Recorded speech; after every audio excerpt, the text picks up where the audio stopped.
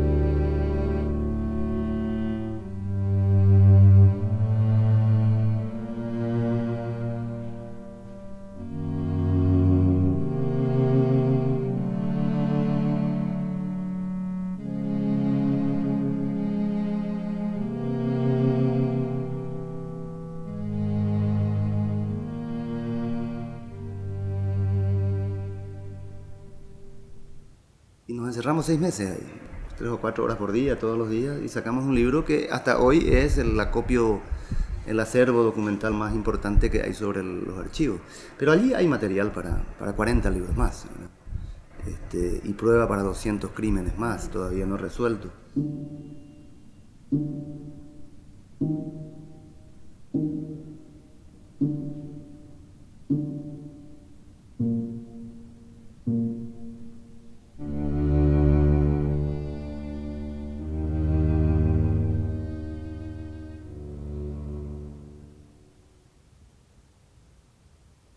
El documento que yo llamo el acta de nacimiento del Cóndor es la carta que envió Contreras al jefe de policía de Paraguay, en donde le invita a asistir a la reunión de inteligencia en Santiago de Chile, fin de noviembre, primer día de diciembre, ¿verdad?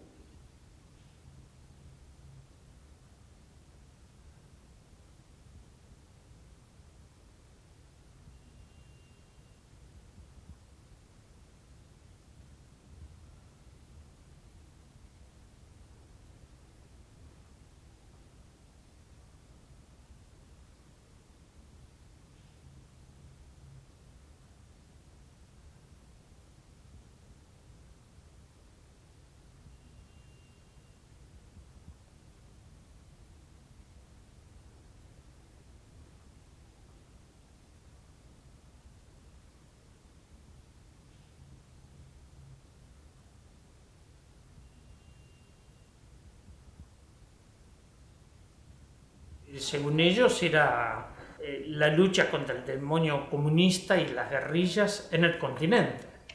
El caso de Stroessner, bueno, era uno de los más comprometidos con esto, junto con Pinochet, aquí Videla, estaban los militares de Uruguay y los de Brasil.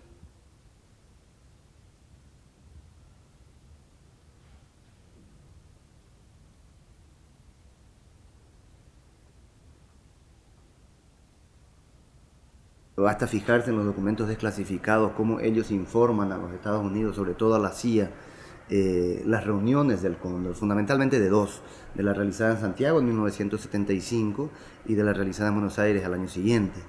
Los informes de un agregado legal, que en realidad era un agente del FBI en la Embajada de Estados Unidos, Robert Scherer, fueron los primeros informes oficiales sobre la existencia del Cóndor y describe, tal como describiríamos hoy, las distintas fases del operativo, quiénes componían, cómo actuaban. Lo que probablemente no estaba en sus cálculos es que se animaran a matar a Letelier en Estados Unidos, ¿verdad?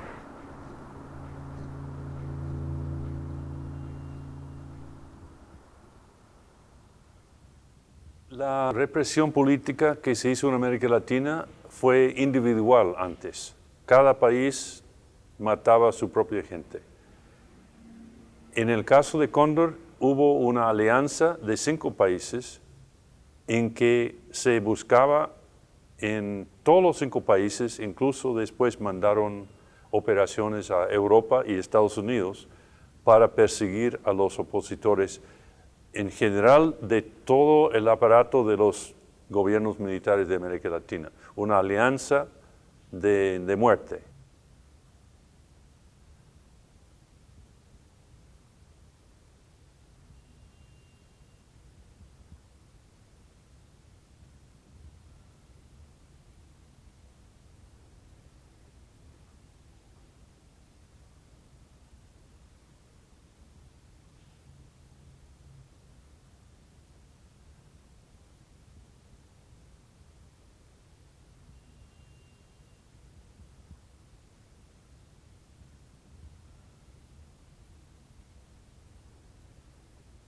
Existían operaciones que después fueron formalizadas en Cóndor.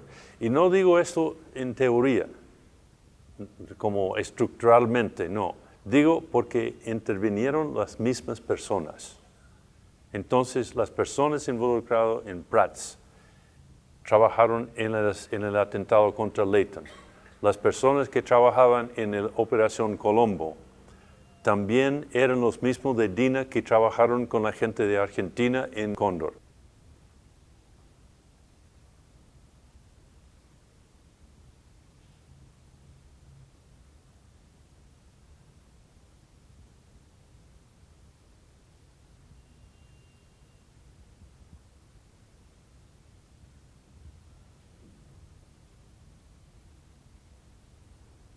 En esa misma fecha se publicaron en la prensa externa el asesinato de 119 ciudadanos chilenos. El gobierno ha dispuesto una investigación por los canales oficiales y ha dispuesto también una investigación dentro del país, porque esa era otra forma artera de atacarnos, buscando siempre causar daño y una mala imagen de Chile.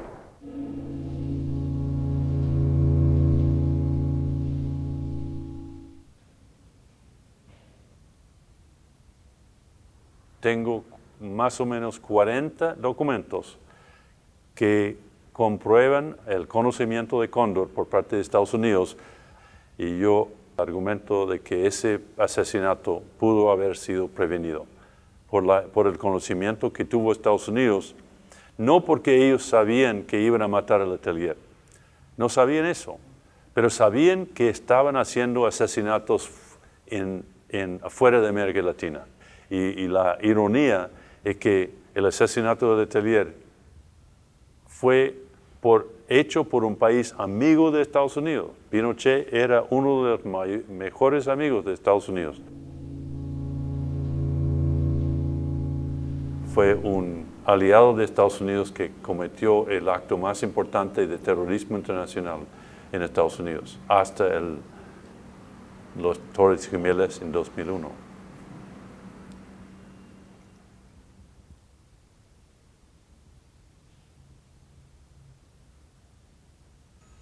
Y en cuanto a la persecución de extranjeros en territorio argentino, el golpe se fundó en un llamado Plan del Ejército, contribuyente a la seguridad nacional, que está fechado en febrero de 1976. En ese plan es que desaparecieron de este país peruanos, chilenos, brasileños, uruguayos, bolivianos, en números y nombres perfectamente conocidos.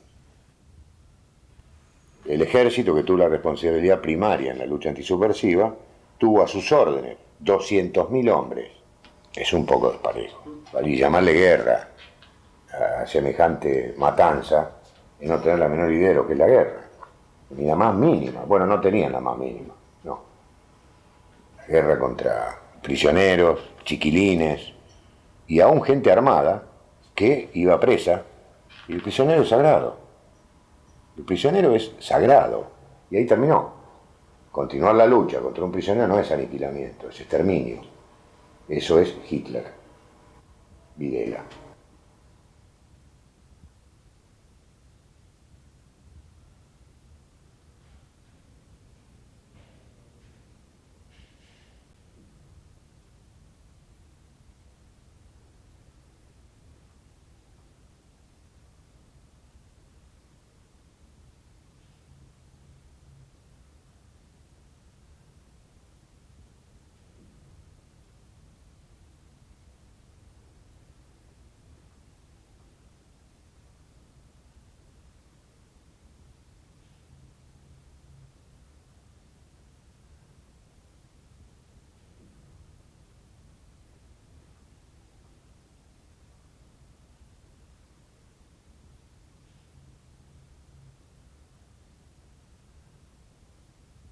No es que los militares se enloquecieron, el objetivo era económico y político.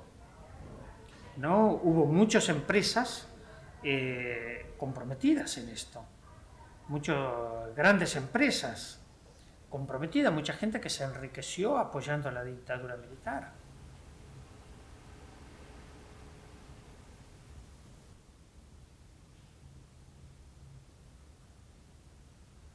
¿Qué diferencia al Cóndor de los sistemas de información que todo ejército debe tener y toda policía también, y de la cooperación regional e internacional que debe haber en el intercambio de informaciones, de antecedentes, de datos, en los pedidos de búsqueda que hasta hoy hace la policía y los militares de todo el mundo?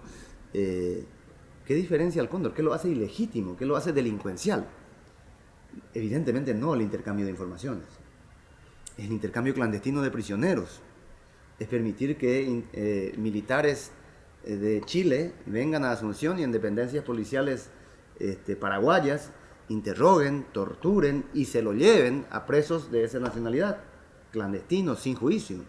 Es permitir que se armen zonas liberadas para que efectivos de Chile o de Bolivia actúen en barrios de Buenos Aires para secuestrar o matar a personas de esa nacionalidad. Es permitir que interrogadores paraguayos, policiales, viajen a la ESMA, la Escuela Superior de Mecánica de la Armada, interroguen a presos políticos paraguayos, presos en Argentina, y den la orden para que desaparezcan. Y esos documentos aparecen en los archivos del horror. Es permitir que Isaac Fuentes Alarcón sea interrogado en Asunción y trasladado después a Villa Grimaldi, acompañado de efectivos militares chilenos que estuvieron interrogándolo acá. Eso es lo delincuencial. Y se los trae en vuelos regulares. Inmigración no recoge ni siquiera la llegada del vuelo. El traer 25, el mantener verdaderos comandos en Argentina implica dinero. Los documentos que son falsificados, que en realidad no son falsos, es decir, tienen otros nombres, pero son entregados por el propio Estado, implica que el Ministerio del Interior, la Cancillería, bueno, los agregados militares de los aparatos de relaciones exteriores de todos los países eran hombres del Cóndor, los agremiles. Entonces, esa característica que el Estado funciona para una transnacional terrorista, me parece que es la diferencia con respecto a las anteriores manifestaciones de coordinación.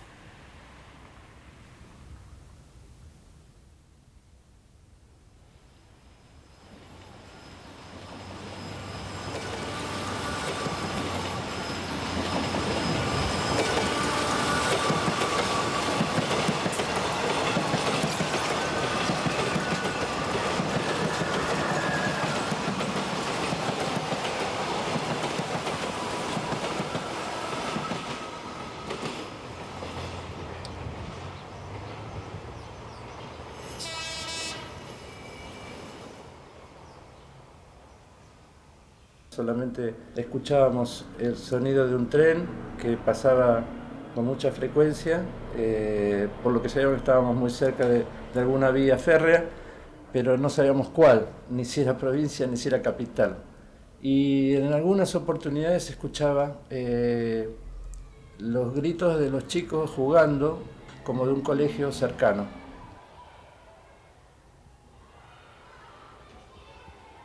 Yo hice una estimación de 350 personas, la mayoría uruguayos. No la mayoría, 120 creo que eran uruguayos, el grupo más importante.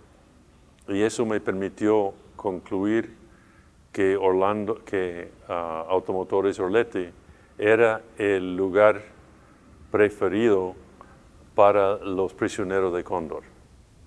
Ahí se veían muchas formas de reaccionar ante la gran crisis que suponía estar secuestrado. La primera persona que yo vi cuando atiné a levantarme un poquito las vendas fue justamente Nico, ¿no? Patricio, la primera persona. Patricio, que después supe, porque él me lo dijo, ¿verdad? Que era Patricio Viedma. Patricio era, yo creo que el más sólido de todos los compañeros que vi ahí, por su solidaridad con los otros compañeros, por, digamos, la madurez con que asumía la situación, ¿no es cierto? También era un muchacho un poco más grande, creo yo, que muchos de nosotros que apenas teníamos 19 años, ¿no es cierto? Él me había contado que ya tenía familia, que tenía hijos, muchos de nosotros éramos menores de 20 años. Ahí yo encuentro a mi hijo, ¿no? En un momento yo, como te decía, tenía eso bastante traslúcido. Mi hijo es muy alto, tiene una figura muy reconocible, una voz bastante reconocible. Siento que él pide algo y me doy cuenta que es él. Me la acerco y le digo, bueno, por lo menos te encontré, ¿no? Eso nos costó algún golpe de más porque nos encontraban hablando. Pero yo estaba muy alegre, muy contento de haberlo, a pesar de la situación, porque todavía se podía salir, no era ya la desesperanza total.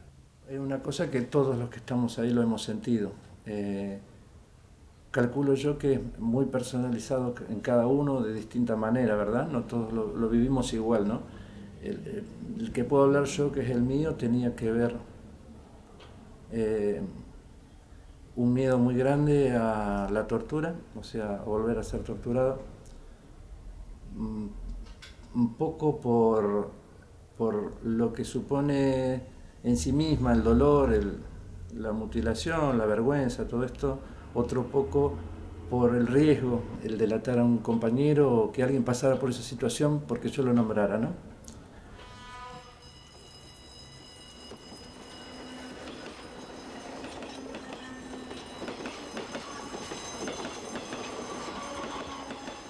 Mataron más uruguayos en Argentina que los mataron en Uruguay.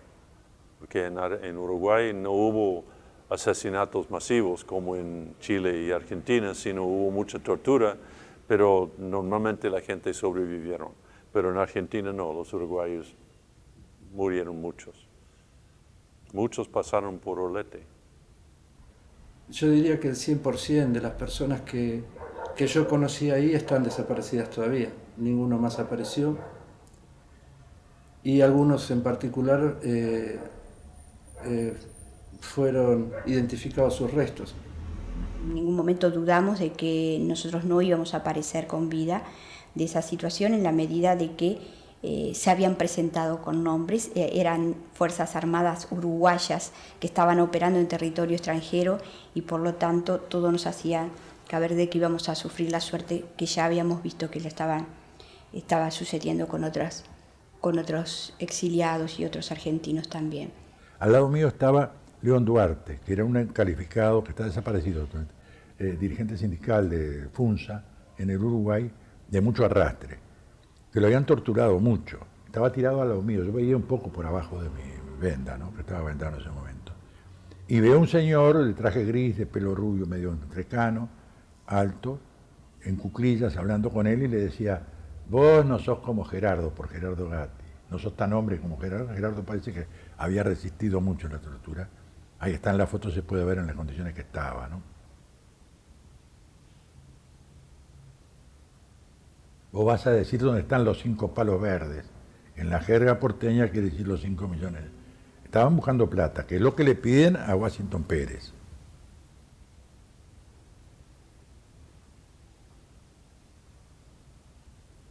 En ese momento recuerdo que me dicen que tome a Simón, que había estado durmiendo plácidamente mientras la casa era prácticamente destruida.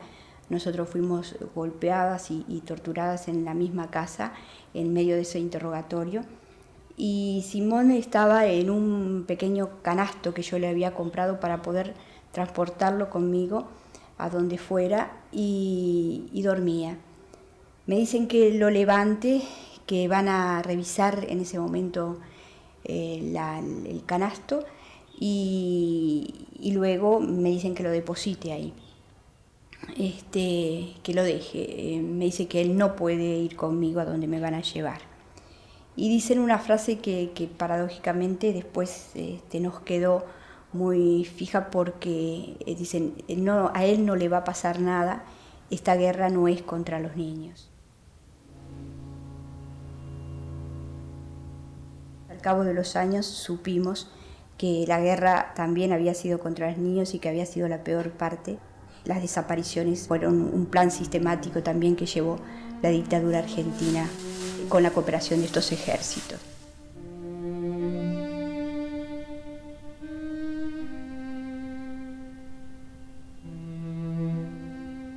Él tenía 20 años, ella 19, y por lo que es evidente por toda la investigación que se hizo, que ella fue trasladada como una especie de envase o de estuche de 8 meses y medio de embarazo.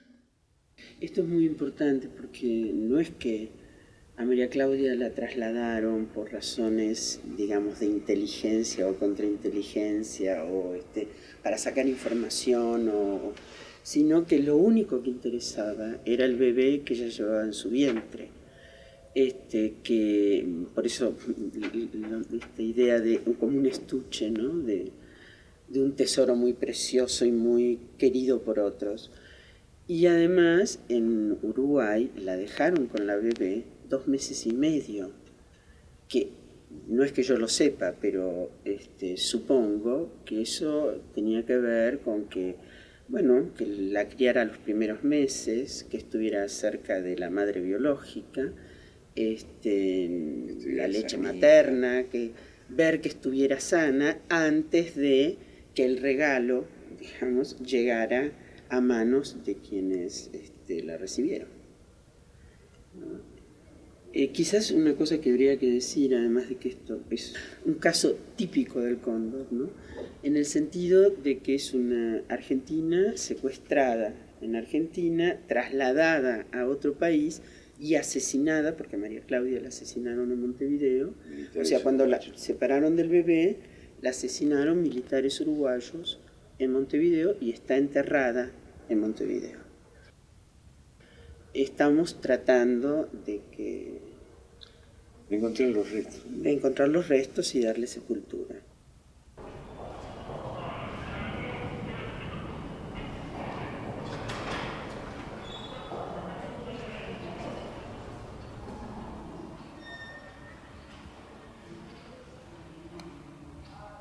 Nosotros sufrimos un proceso de destrucción de prueba documental muy grande que quedó palmado en la causa del robo de niños ante la afirmación propia, por ejemplo, del general Nicolaides, que era el último jefe militar y comandante del ejército, donde dijo que sí, que él había ordenado la destrucción de toda la documentación existente con referencia a la lucha contra la subversión en la Argentina. Bueno, esto no. Hizo perder muchísima prueba documental.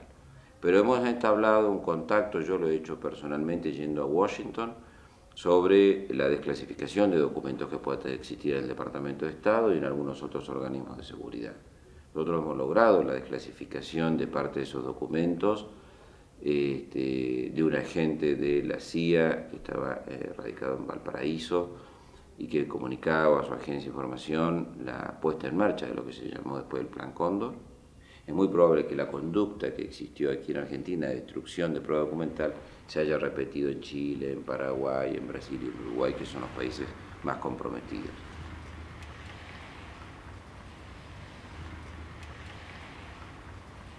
Se cometieron crímenes horrendos, robos, secuestros, robos de criaturas, homicidios, tortura, desaparición forzada de personas, algo incomprensible que aún hoy, a la distancia, todavía nos conmueve. Y hasta ahora el único que lo ha admitido es Balsa, ¿verdad? Martín Balsa, que al aceptar que se cometieron crímenes y al dar una noción, a mi juicio, importantísima en el sentido de que un militar no necesariamente debe obedecer una orden cuando esa orden implica un delito, o sea, está desmontando la obediencia debida, él admitió que el secuestro de los niños era una estrategia. Son Fuerzas Armadas traidoras, y lo digo así porque cometieron crímenes institucionales, no individuales, como quiere alguno hacer aparecer. No. Yo también soy culpable por haber sido militar. Yo también. No cometí crímenes, pero tengo la culpa, por ejemplo, de estar vivo por no haber intentado con mis armas, aunque fuera un solo fusil, hacer algo contra estos canallas. Así que yo también soy culpable. No, no me estoy excluyendo.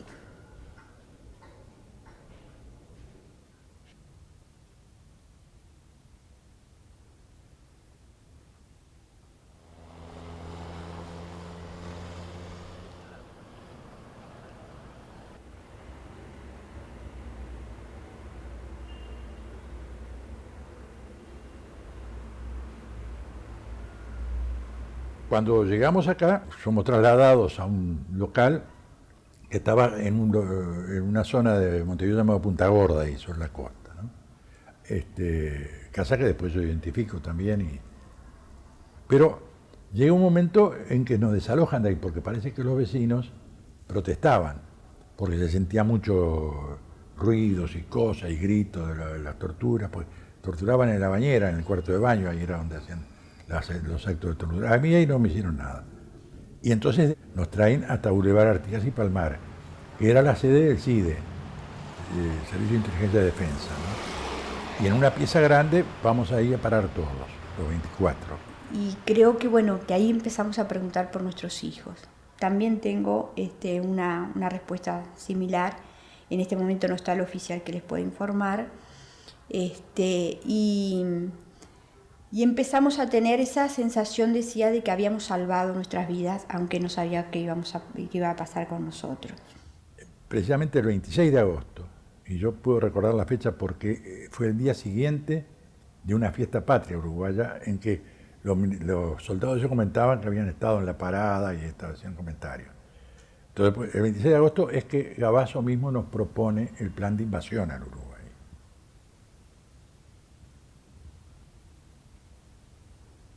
Dice que nosotros tenemos que, para salvar nuestra vida, tenemos que firmar unas actas, que fuimos sorprendidos cruzando el río Uruguay a la altura del río Negro, armados, fuimos sorprendidos y estamos detenidos. Nos sacaban a tomar sol, porque claro, teníamos que aparecer como que estábamos hasta hace muy poco en situación de libertad y por lo tanto el aspecto ese deteriorado que tenían tuvieron que mejorarlo. Era una gran comedia que habían montado para esa falsa detención. El problema de la invasión son cosas que a mí se me hacía, cuando me lo plantearon, decía, ¿por qué? Después me entero de un hearing. Hearings son sesiones que hace el Senado, hace el Parlamento norteamericano, antes de empezar el periodo de sesiones. Se iba a presentar en ese periodo lo que se llamaba la enmienda Koch, o Koch. Esa enmienda decía que Estados Unidos retiraba la ayuda militar a todo aquel país que no pudiese demostrar que estaba en peligro de invasión externa, ¿no? Era muy burdo toda la trama esa, eran páginas y páginas, y no dejó conforme a los generales, porque Gavazo cuando vuelve nos exonera de los comunicados. Dice que los generales no querían que se publicara nada más. Se ve que no habían quedado conformes porque la reacción pública también ya se ve que empezaba a moverse, ¿no?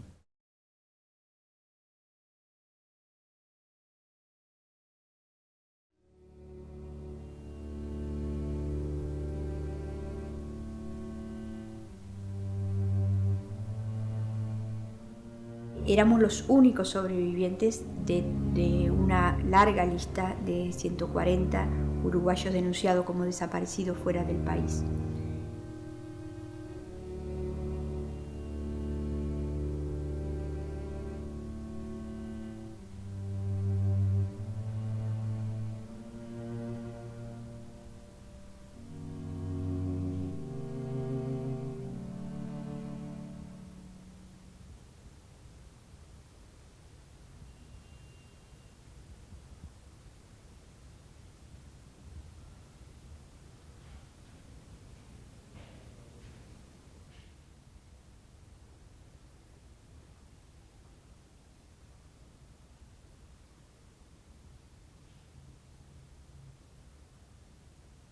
Fuentes Alarcón es el primer acto de Operación Cóndor, formalmente, porque todas las pistas de la formación de Operación Cóndor llevan al arresto de Trosco Fuentes en Paraguay en mayo del 75. Ahí empezó Cóndor.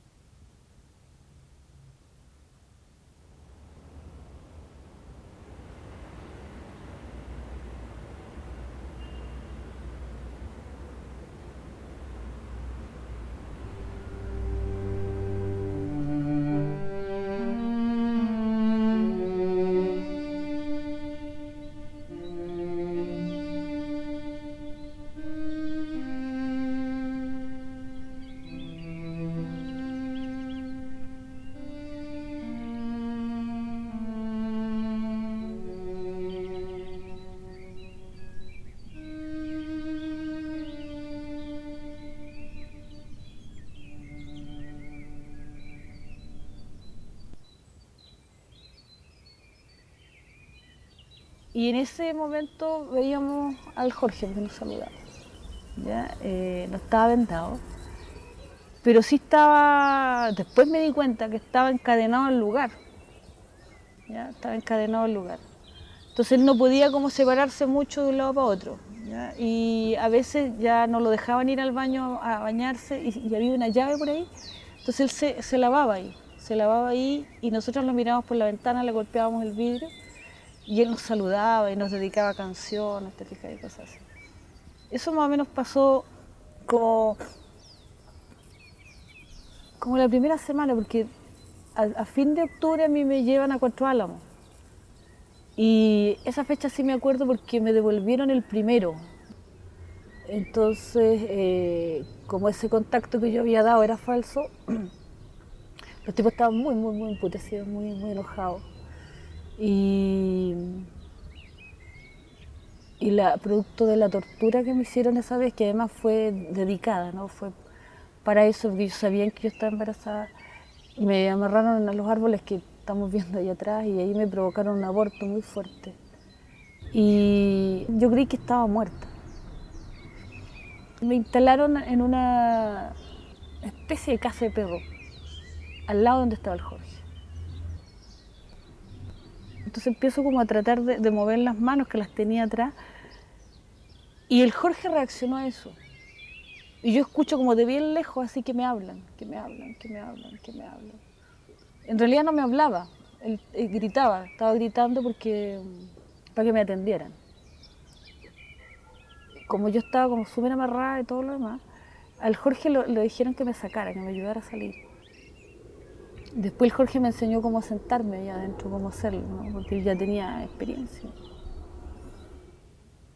Ahí empezamos a conversar, entonces él me dijo que había estado en Paraguay, no en Uruguay. ¿Ya? Me dijo que tenía un hijo, que tenía su compañera, que su hijo estaba en Cuba. Me contó que hacía meses que lo habían detenido, ¿ya? Y que lo habían traído para Chile. Y que en realidad lo que él me pedía que si yo salía era que alguna vez conociera a su hijo o le contara a su hijo de él. Eso era como la cosa que él pedía, ¿no? Y yo le pedía lo mismo, o sea, no, los petitorios eran mutuos.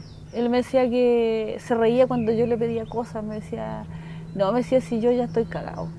No, si yo ya estoy al otro lado, me decía. Yo al principio cuando me dijo yo estoy al otro lado pensé que él sabía que iba a salir libre, o sea, después me di cuenta que él lo decía porque sabía que, o tenía la idea de que lo iban a matar. Y eso fue como casi 10 días más o menos, ¿no? Un poco más de una semana, y que estuve yo con él, y que era esta forma, él me ayudó a ir al baño, ya compartíamos la comida, ¿ya? O sea, porque los primeros días no me sacaban las esposas de atrás, entonces él me daba la comida. Y era más como preocupado por mí. Por ejemplo, me decía que iba a volver a tener hijos, ¿ya? pero que no le pusiera Jorge, porque era un nombre más viejo, me decía, ¿no? Y ese tipo de conversaciones teníamos, ¿no? El 18 de noviembre en la noche es la detención masiva que hubo acá en la Villa Grimaldi. Calculamos, conversando después, que habrían unas 30 o más personas siendo torturadas al mismo tiempo. Familias enteras torturadas al mismo tiempo. Y esa noche fue toda la noche, ¿no? Entonces nos asomábamos por el tragaluz de la pieza de mujeres. Yo estaba con una sola compañera en ese momento a mirar. Entonces nosotros veíamos como el patio, ¿no? El muro, y por detrás del muro se veían llamas y se escuchaban los gritos, y se escuchaban los gritos, y se escuchaban los gritos.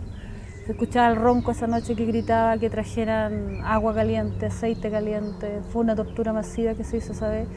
De hecho, en la mañana siguiente los vimos prácticamente muertos. Yo supuse que la gente estaba muerta, los vimos tirados en el patio. Y después me sacan a mí a limpiar. Y nos sacan por atrás, detrás de este muro, y estaba todo esto, pero habían restos de hoguera, ceniza, unos fondos ya aceitosos, bueno, de todo. Y esta parte de acá la limpiamos con el Jorge, nos hicieron limpiar a los dos. Y esa fue como la primera vez que yo lo vi triste, ¿no? Pero fue súper doloroso, fue muy doloroso porque esa noche los torturaron a todos simultáneamente, se echaban a perder las parrillas, las arreglaban, las picanas, la zona de colgamiento, o sea, todo esto era un grito. Y las camionetas entraban, salían, los portones, todo entraba, salía. Era así como el infierno, ¿no? Con llamas y todo. Los gritos del Marcelo Moren, del Krasnov, todo eran gritos y gritos para allá y órdenes para acá y tráete este huevón para acá y esta huevona no dijo y va. Y esa fue como la última vez que yo estuve tan cerca del Jorge. Ya, como te decía, tardamos como varios días en volver a cantar, a agarrar la rutina de los cantos, ¿no? En diciembre me llevan a Cuatro Álamos, me sacan de acá, me sacan de la pieza de mujeres, me dicen que saque todas mis cosas, que eran un par de calcetines y que generalmente lo dejábamos, lo íbamos dejando de herencia para la gente que venía. Yo pedí despedirme de él y no me dejaron. No me dejaron. Nos estuvieron sentados bastante rato en un murito que había ahí y yo pedí que me dejaran despedirme del Jorge y me dijeron que no. Y igual nos gritamos cosas, que sé yo, te vas, sí, viste, sí, te vas. Bueno, te espero, qué sé yo.